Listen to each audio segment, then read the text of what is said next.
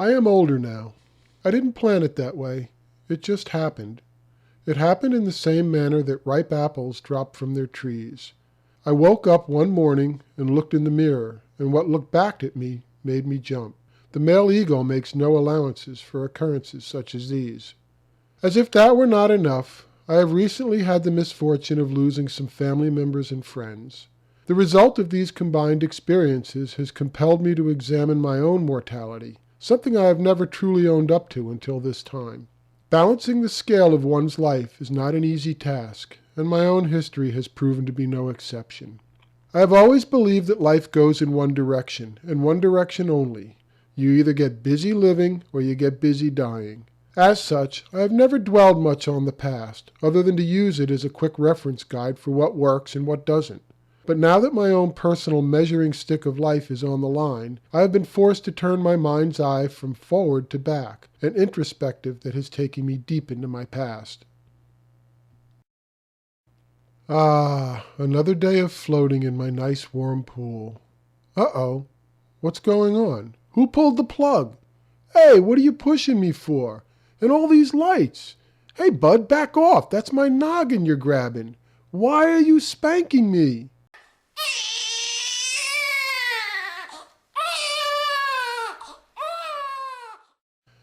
I first saw the light of day on October 13th in the year of our Lord 1952. By standard reckoning, that makes me 65 years old at the time of this writing. My mother told me that the day I was born, most of the day had been beautiful, sun shining and unseasonably warm. Then she said the strangest thing happened. Right about the time I was being born, an intense thunderstorm popped up and knocked out all the power to the hospital. Amidst the ensuing chaos of birthing by flashlights, she had a vague memory of the nurses screaming about smoke, horns, and red glowing eyes, but figured it was just the medications they had given to her earlier. Days later, when my mother mentioned the storm to our neighbors and friends, none seemed to remember any storm on that particular day. Apparently, it had been a highly localized event. Milford Hospital was the place of my birth, and Milford, Connecticut is the town I grew up in. Milford Hospital is about a mile from Long Island Sound, and I sometimes wonder whether my early exposure to the thick, sweet smell of salt water had anything to do with my later interest in the denizens that swam within it. Milford was an incredible place to grow up in, and I consider myself most fortunate for having spent some of my youth there. Nestled between the two bustling cities of Bridgeport and New Haven, Milford was a quaint little town whose major industry was providing summer vacation housing to the big city masses. As such, the stretch from Milford Harbor through Silver Sands Beach to the west and right down Broadway offered every distraction that any kid of my day could have wished for.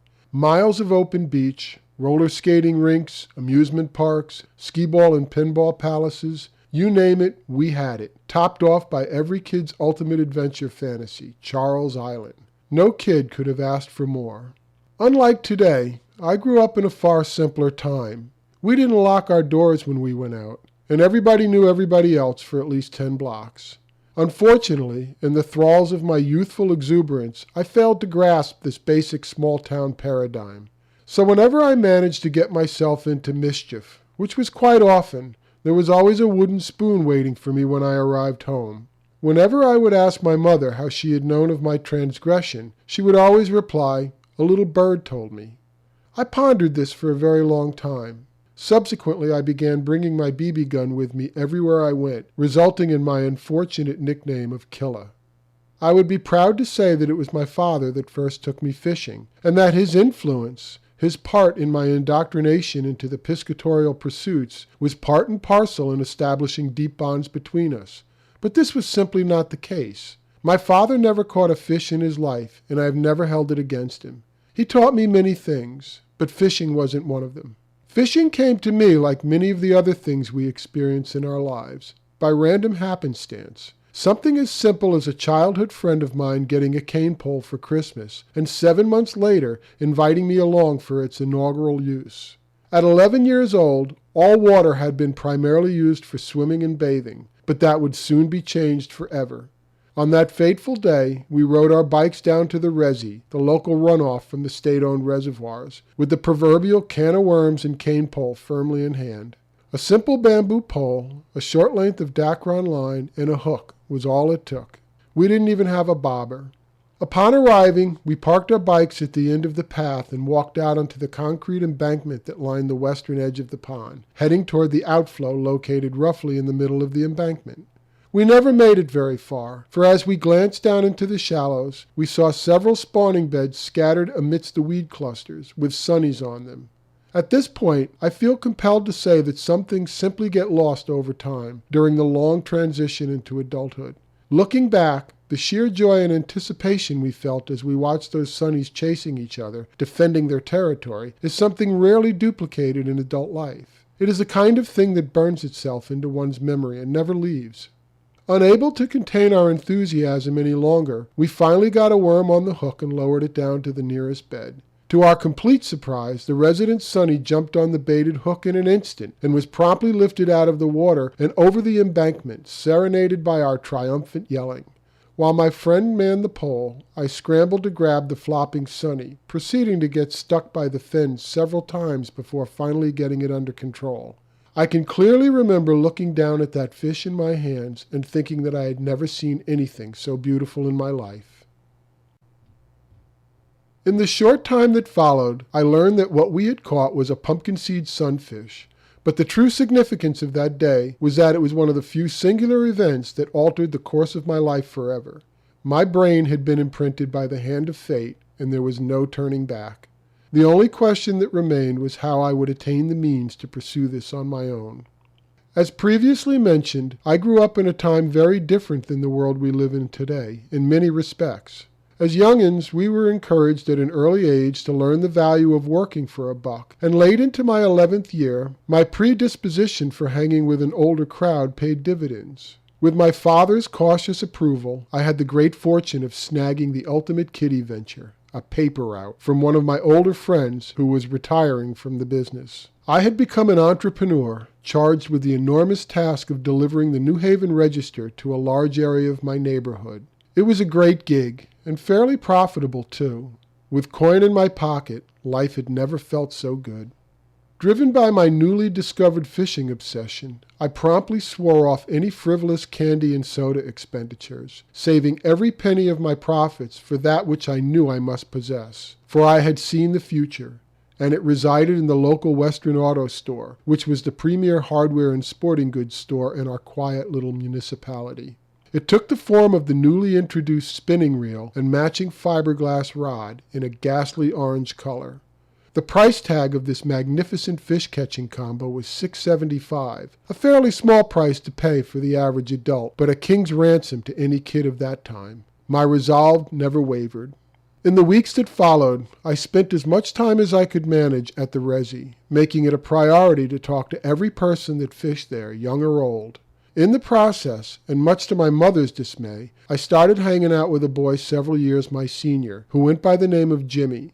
My mother's dismay came from the fact that Jimmy's family lived in Peter Prudence Village, Milford's equivalent to the wrong side of the tracks.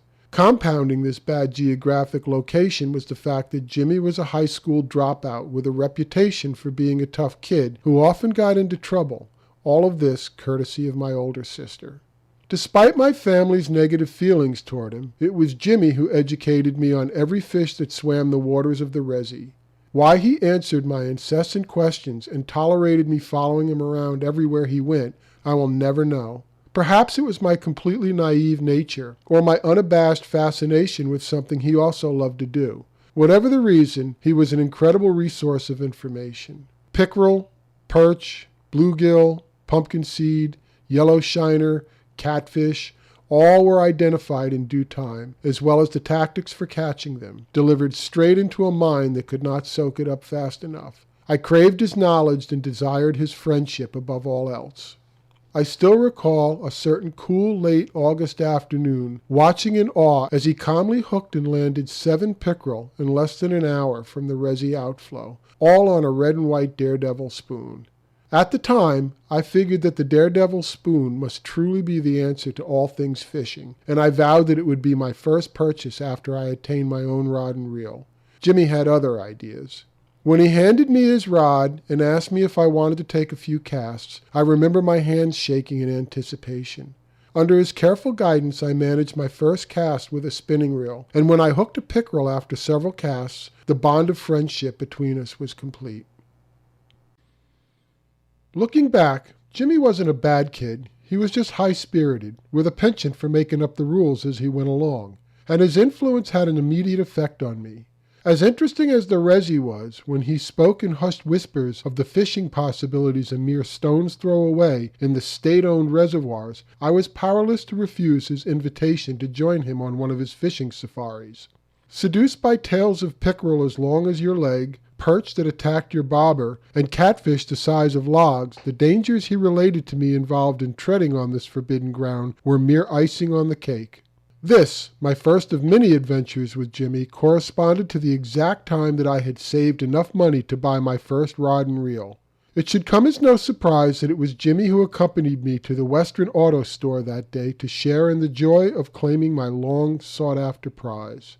For me, it was truly a day of days. It wasn't until late that morning, after counting and recounting my money more than a dozen times, that we finally rode our bikes into town. I could not have been more wound up if I had been a clock. Upon arriving at the store, I literally jumped off my bike, leaving it sprawled on the sidewalk, and ran inside. Jimmy, the ever streetwise kid, locked both of our bikes with his chain to the light pole located just outside the entrance. By the time he entered, I had already flagged down the man behind the counter and was well into making my purchase, frantically counting my change to see if I had enough to cover the hitherto unbeknownst tax. As fate would have it, the extra tips I picked up from my previous week's paper delivery covered the mysterious tax, and the deal was struck. Finally, the prize was mine in all its glory, and I was beyond words. Enveloped in the smell of freshly waxed wood floors, I stood in the aisle, staring in awe at the new world of fishing possibilities held in my outstretched hand, when Jimmy bumped my shoulder and whispered, "Let's go." Mindless and adrift in the afterglow of my new purchase, I offered no refusal to his suggestion. Outside the store, he unlocked the bikes, hastily stowed the chain and lock around his seat, and again suggested his previous recommendation that it was time to leave. We headed back along the well-trodden route from which we came. He was in the lead as we reached the fountain near the center of town, when he unexpectedly slammed on his brakes. I almost crashed into him, this due to my vapid preoccupation with the rod and reel clutched in my right hand. We are never too young to develop good driving skills. My bike skidded to a full stop just to the left of his, having narrowly escaped spearing him in his back with my new rod. He looked at me for a few seconds, as if trying to make up his mind about something important. As I blankly stared back at him in total ignorance, he reached into his pocket and pulled out 2 Daredevil spoons, one red and white, and one black and white, and handed them to me. I stared at them stupidly. He said, "Take 'em, they're yours," and he extended his hand further toward me. I took them from his hand, the smiling Devil's Heads logos leering at me from their cardboard backings. I had no idea what to say, so I blurted out the first thing that came to my mind. "Thanks for buying these for me." He smiled slightly, paused again, and then said, "No problem, 5-finger discount." I was totally clueless as to what that meant. So that very afternoon, during the first week of September, armed with my new rod and reel, I was off to experience my first fishing safari. Our only stop, after Jimmy's house to pick up his rod and backpack, was the corner Texaco gas station. This for a half-gallon jug of Dad's root beer and a pack of Tarryton cigarettes. Jimmy, like many kids his age, had taken up the habit, as it was considered the cool thing to do. After that, it was a quick ride west down US 1, the old post road that runs from Maine to Florida, to just past Lansdale Avenue, where we ditched our bikes in the brush on the side of the road. I received the privilege of lugging the Dad's root beer. For me, the walk-in was probably the most intense thing I had experienced in my short life. The only words Jimmy spoke as we entered the dense pine forest that surrounded the reservoir were, "If you see the water company, guys, run as fast as you can." I didn't bother to ask what would happen if we got caught, because I was sure that it would be worse than the horror story that I had already played out in my mind. The excitement I felt as we crossed into the forbidden zone was palpable. My palms sweated under the weight of my fishing pole in one hand and the Dad's in the other, and my adrenaline-pumped senses reared at every sound and movement. Then a curious thing happened. As we got deeper into the north side of the pine forest, all of the background sounds that I had become accustomed to hearing in my daily life gradually receded, until the only thing I could hear were the bird songs, the rhythmic sounds of late summer insects, and the soft patting of our feet on the pine needles that carpeted the forest floor. And then it happened.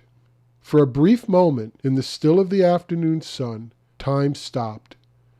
To this day, any time I come upon the smell of pine needles baking in a warm afternoon sun, it immediately and without fail triggers memories of that day. We worked our way around the north face of the reservoir, neither of us speaking much along the way, to a point that jutted out into the middle of the reservoir. There was a small island to our right, about a long cast away from the shore that we were walking on. Jimmy informed me that we were on Pickerel Point and claimed that the largest pickerel he ever caught came from there. Once again, he had my full and rapt attention. Upon arriving at his favorite spot, he laid his rod down and pulled out a switchblade knife from his pocket, along with a short length of clothesline rope from his backpack. I had never seen a switchblade before, so he showed me how it operated, demonstrating colorfully in mock battle with the nearest trees and bushes. At the conclusion, and with great flourish, he stuck the blade into the ground right up to the hilt. He then took the rope and tied one end to the dad's root beer finger loop, and made a loop in the other end, which he placed around the hilt of the knife. The dads went straight away into the drink. I hopped out onto the edge of a small hassock, one of many that dotted the shoreline in that area, and bent over to look at the bobbing bottle of dad's, amazed by its ability to still float. By that point I couldn't help myself and foolishly asked, "Why did you put the soda in the water?" His response was to put his foot to my ass and kick me into the water. I plunged in face first, arms waving awkwardly. My initial surprise at being booted into the drink was immediately supplanted by the shock of icy cold water on my skin. I quickly scrambled onto the shore, sputtering and gasping for breath. Laughing, Jimmy reached into his backpack and threw a towel at me. I grabbed it out of the air as a sudden sense of unease, no doubt from the stories I had heard about him, quickly crept into my brain. In response to the obvious confusion and apprehension he must have seen on my face, he said, "Cold, huh?" My head bobbed up and down in that universal kid motion of assent, and as I quickly dried my face, he continued, "Ever wonder why we catch pickerel and perch in the summer from the resi?" I replied by shrugging my shoulders, yet another universal kid motion that signified, "Dunno." But because he had mentioned fishing, my apprehension gave way to curiosity, as I figured another fishing lesson was in the offing. "It's because this lake comes from springs in the ground, and it flows over at the Spillway Dam into the resi." I had absolutely no idea of what he was talking about, this being the typical state of affairs between us, so I tossed out the only thing I knew to say in those situations. "Really?" Again he laughed. "You got no idea what I just said, right?" I smiled sheepishly and started to laugh. Still laughing, he said, "It just means the water comes up from the ground and it's really cold. It's not normal. So how do your balls feel now?" At that, we both laughed so hard we wound up rolling on the ground with aching stomachs. Shortly after my christening, we began to fish in earnest. I caught several pickerel during the first hour or so with my new gear and gifted daredevil spoon, and I was in fishing heaven. Despite Jimmy's assertion that they were small, they were in fact bigger than anything I had seen caught in the resi, so I wound up keeping 3, just to impress my family. Jimmy, on the other hand, had caught squat up to that point. Jimmy was fishing a really big version of the red and white daredevil spoon. He claimed it looked like a sunny to the big pickerel, but due to his lack of production up to that point, I had my doubts, but the doubting Thomas in me would soon be shown the door. His yell made me jump. I quickly turned to the left, and what I saw caused me to stop reeling in mid-retrieve. Jimmy was leaning way back with his rod arched in a completely unnatural manner. Through the unruly shock of red hair covering his eyes, he glanced over at me, a huge smile cutting his freckled face in half. His jubilant cry of "Got one!" echoed across the lake, and for a moment I cringed at the thought that the water company guys might have been in earshot. I quickly reeled in and moved closer to where Jimmy stood, locked in a battle that could only be described as epic. I had no prior knowledge of what drag was, so the buzzing sound coming from his reel was completely alien to my ears. But I dared not ask any questions, as it was apparent even to my thick skull that combat was being waged, and the outcome was in the balance. Jimmy offered no running account of the battle, only the grunts and half-muttered words of someone who is used to doing this on their own. I watched intently as he leaned on the fish, repeatedly bringing it to the surface, only to have it streak off each time, leaving large wakes in the surface of the calm lake. But each time, the buzz of the drag grew shorter, and gradually the huge fish began to tire. After what seemed like half an hour, but in reality was probably no more than 10 minutes, Jimmy finally dragged the monstrous pickerel onto the shore. He quickly bent over and grabbed the big pick by the gill, stepped back and sat down hard, wrapping his legs around the fish to subdue the final slaps of its tail. The battle over, his eyes came back into focus, and he looked over at me. The big smile returned. "Nice fish, huh?" Once again, my head bobbed up and down in that universal kid motion of assent. By the time he fully vanquished his fish, it was mid-afternoon, and knowing that I had to get home early that day or face the wooden spoon, I started getting ready to leave. While I grabbed a few more swigs from the dad's jug, Jimmy produced some more rope from his backpack. He quickly showed me how to string my fish together and asked if I knew the way out. I told him I did, thanked him for the rope and the soda, and started out. I wasn't happy about having to leave, especially after that fish, but school was starting in a couple of days, and my mother wanted me home early for something or other. As it turned out, this would be my last time fishing until after school started.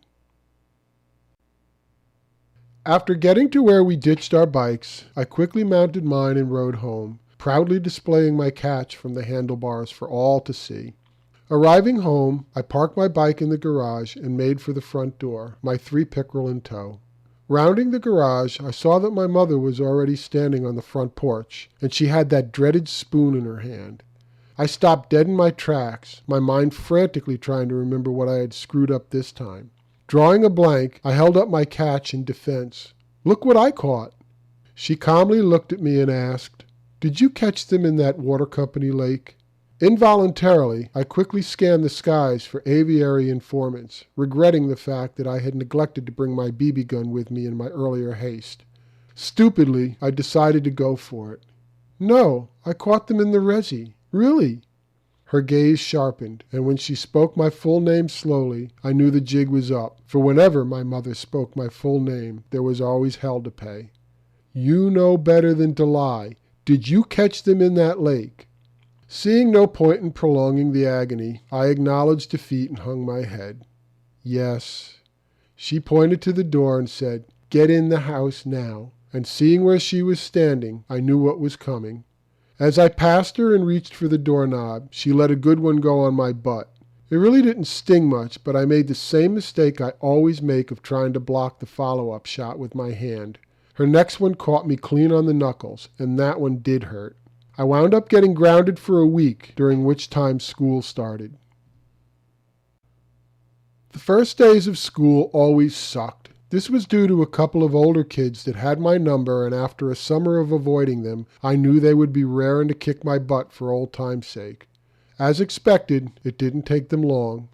At the end of the second day of school, and just outside school grounds, they cornered me by a ditch in the road where large concrete sewer pipes were being laid. With no place to go, I stood there like a deer in the headlights, knowing only that which would soon come my way.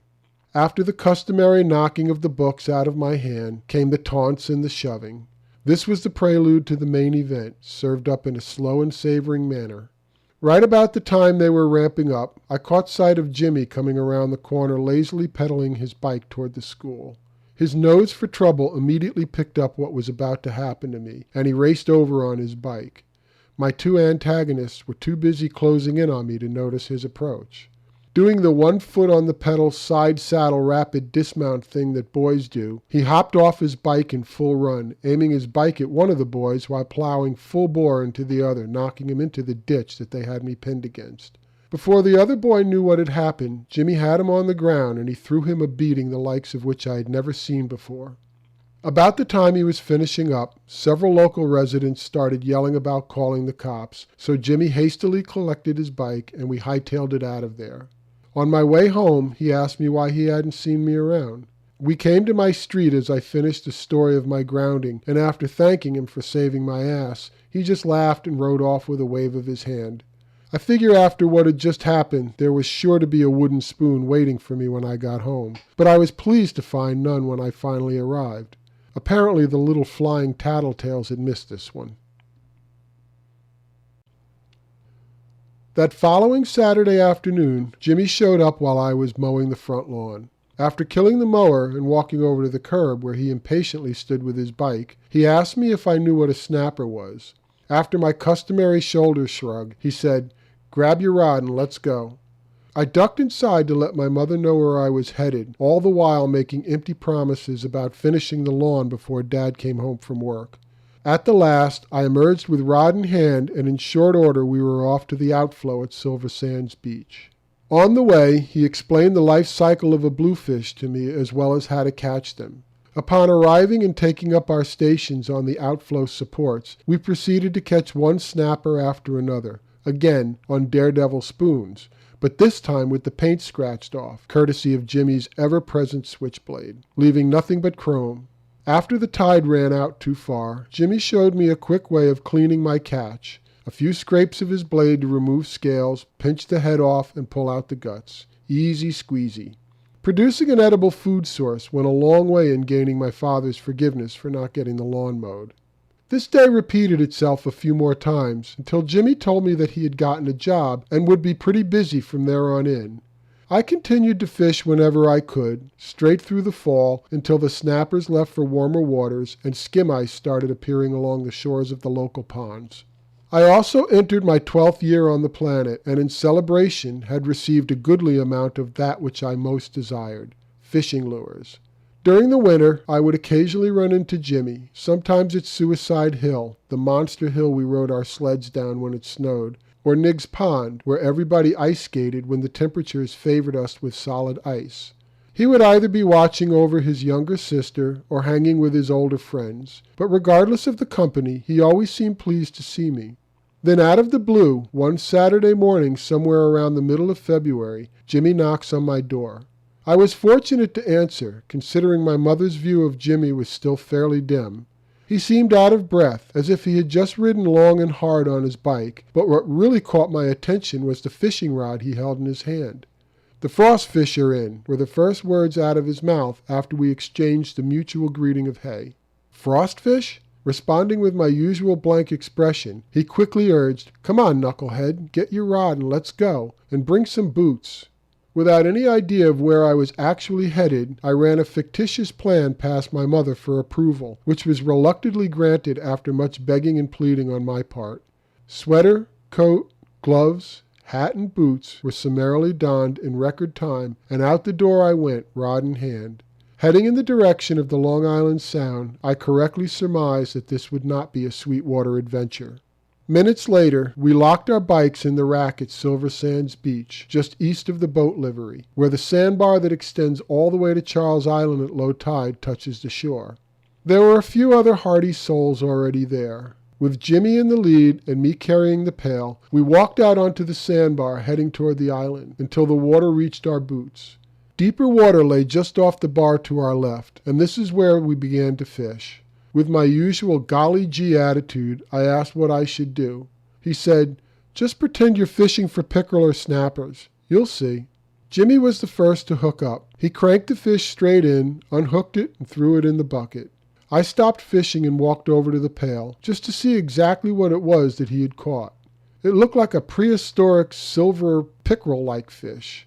About the time I had satisfied my curiosity, he threw another in the pail. "You gonna fish, or you gonna stare at him all day?"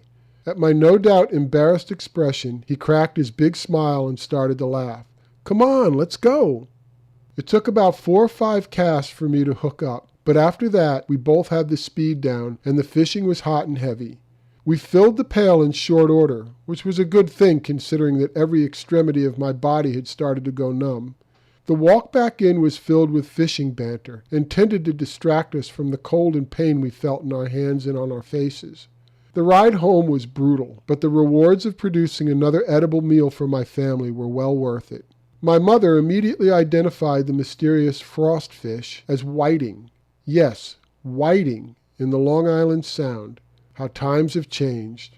After thawing my hands and feet and regaining some degree of dexterity, I scaled, finned, and gutted the whiting, leaving the head on at my mother's request. The reason for this became apparent when she later prepared them for dinner. She took the tail, stuffed it into the fish's toothy mouth, and then tied it shut using poultry string.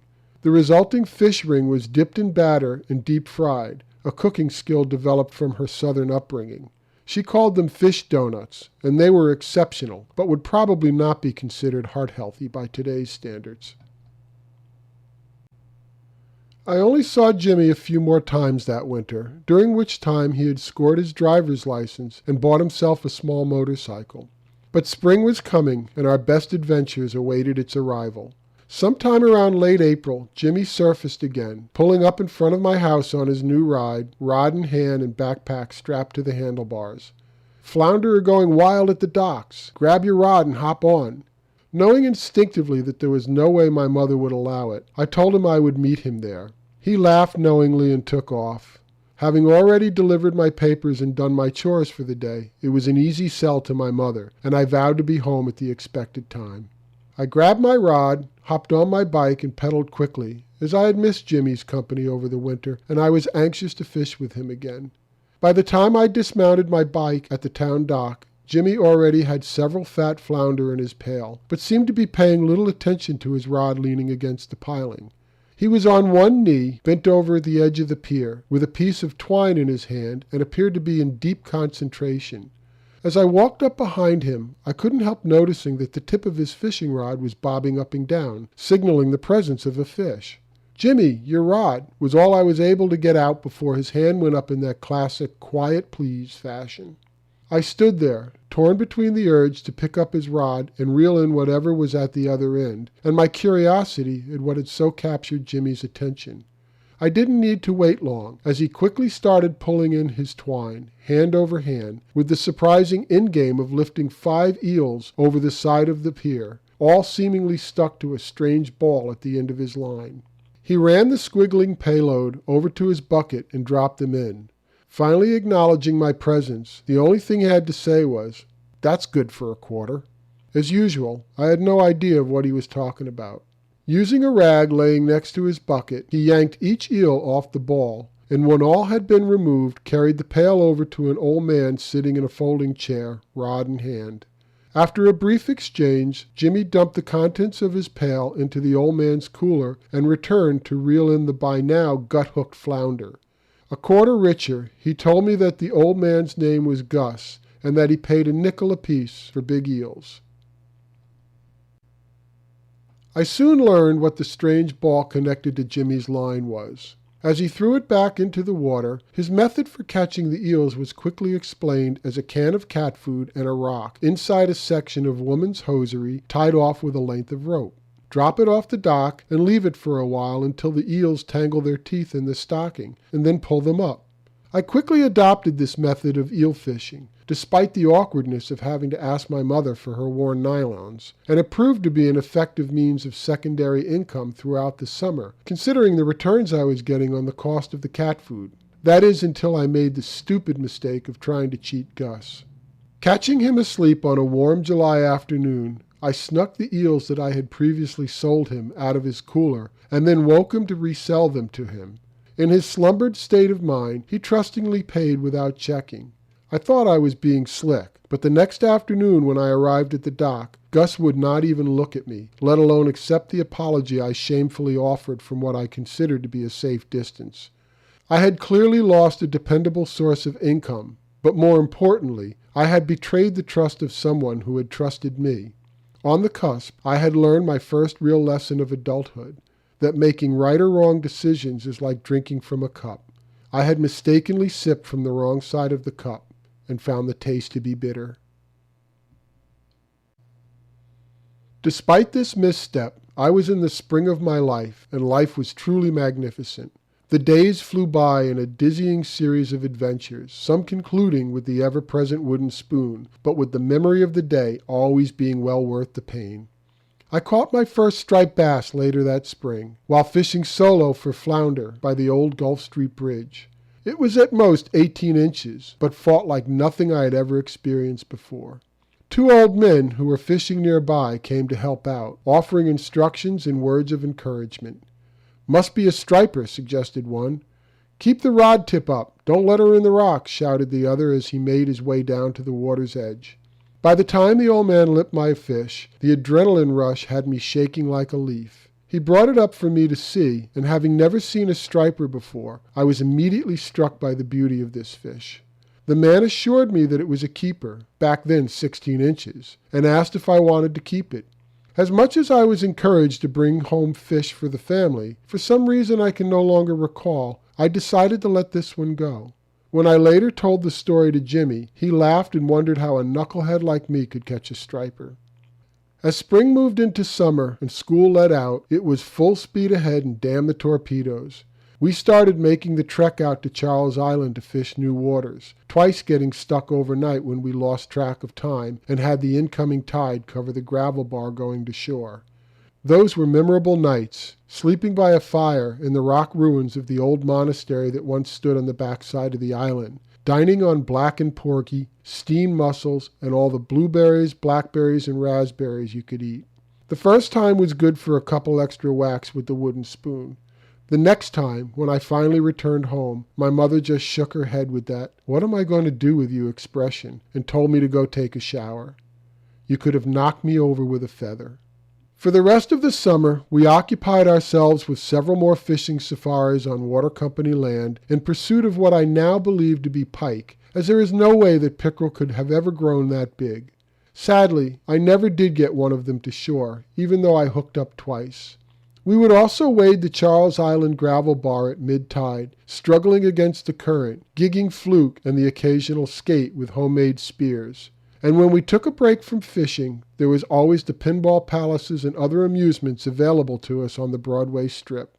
As summer deepened, we fell into the habit of sneaking out on the livery boats after they had closed for the day, once again courtesy of a more trusting time.